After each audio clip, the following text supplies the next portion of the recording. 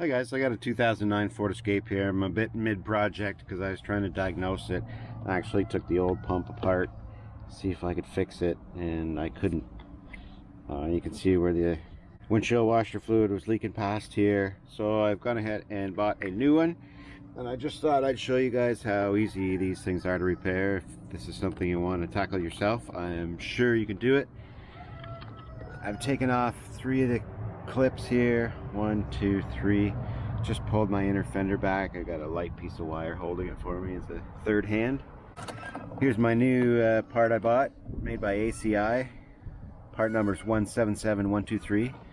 Washer pump for front and rear. I think it was around 30 bucks.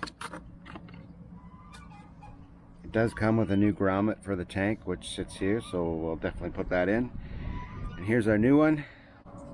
It will sit in there vertically like this, and you've got your, we'll have to make sure we get it right, but we got our front side and our back side. So front windshield, rear windshield. Let's go ahead and throw that in. First thing I'm going to do is pop out this old grommet.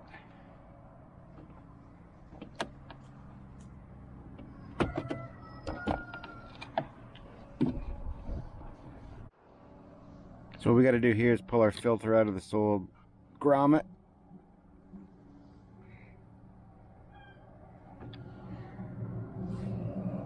We'll go ahead and install our new grommet now.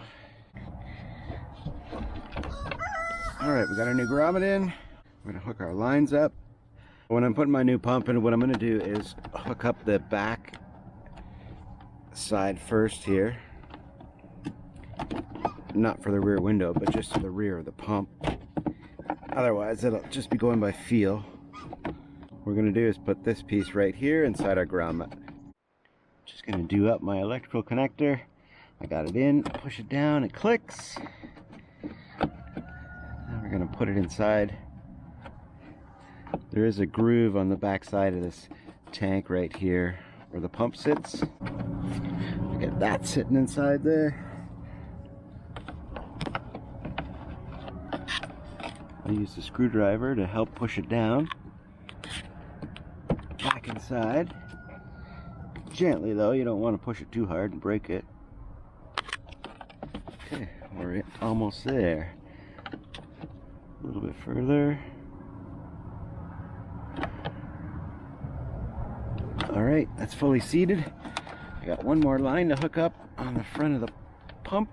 Right here, they just push in, pretty much clip and lock. Now let's throw some windshield washer antifreeze in there and give it a shot. So here's where we put our windshield washer fluid in. I got a little bit of summer stuff right here. Just somewhat to test it out. Make sure it doesn't leak. We'll be completely filling it up with winter stuff. It's right around the corner. You never know it because we're having such a nice day today, but it is coming. Probably in another week or so. One last step before I go any further and fill it up with more windshield washer fluid is to test it out to make sure we got the right lines on, so that you're not turning on the front washer and the back one's engaging. Yep, we're good there. That looks good. Now the back, you can see that. Yeah, there it is. Works for me. Let's fill it up.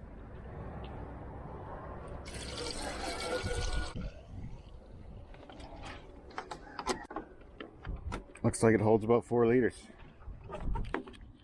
One last look in here.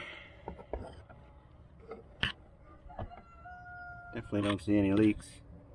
We'll call that done. Put our inner fender back in here, put their clips back in, which I can show you one of them, and put a tire back on, and this job's done. So you can save yourself about 100 bucks in labor by doing this job yourself. Sure, if you've taken these clips out, you'll know how to put them back in.